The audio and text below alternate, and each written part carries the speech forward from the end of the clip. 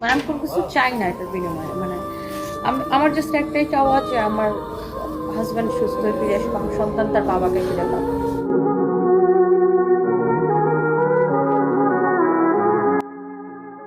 আসলে মানুষের জীবনে কঠিন সময়গুলি যখন কাউকে হতাশ করে তখন তার সবচেয়ে বেশি প্রয়োজন হয় মানসিক সাপোর্টের। দুঃখটা নিজের মতো করে শেয়ার করলে হয়তোবা কিছুটা হলেও প্রশান্তি লাগে, কিন্তু তনির জীবনে স্বামীর অসুস্থতায় প্রতিনিয়তই যেন ঘটে যাচ্ছে তার উল্টোটা। অর্থাৎ স্বামীর চিকিৎসার স্বার্থে দিনের পর দিন নিজের সঙ্গে অভিনয় করে যাচ্ছেন তনি। যে মুহূর্তে সেজে গুজে হাসি মুখে লাইভে আসতে হয়, সেই মুহূর্তটায় তার সবচেয়ে বেশি দরকার ছিল কারো কাছ থেকে মানসিক সান্ত্বনার, যা সময়ের সঙ্গে খুব ক্লান্ত করে তুলেছে তনিকে। স্বামীর এই দীর্ঘদিনের অসুস্থতায় হতাশা বেড়েছে তনির ব্যক্তি জীবনে। যদিও হাল ছেড়ে দেওয়ার মতো পাত্রী নয় তনি, কিন্তু মাসের পর মাস আইসিইউতে অসুস্থতার ধারাবাহিকতা চরমভাবেই হতাশায় ফেলেছে তনিকে। আর সেই অর্থ গোছাতেই নিজের কর্মের জায়গায় একেবারেই অটুট থাকতে হচ্ছে তনিকে।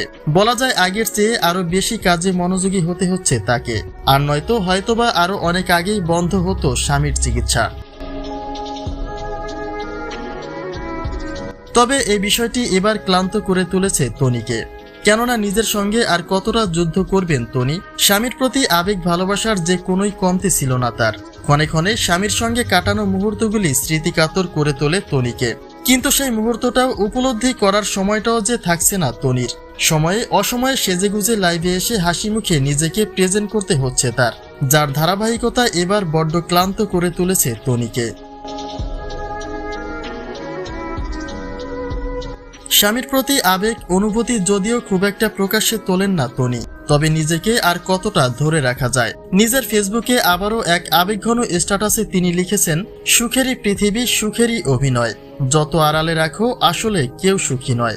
অর্থাৎ তনি এটাই জানান দিয়েছেন, উপর থেকে দেখে কারো ভেতরটা জাজ করা যায় না, তাই দয়া করে তাকে নিয়ে কেউ কোনো রকম বাজে মন্তব্য করবেন না। ধন্যবাদ।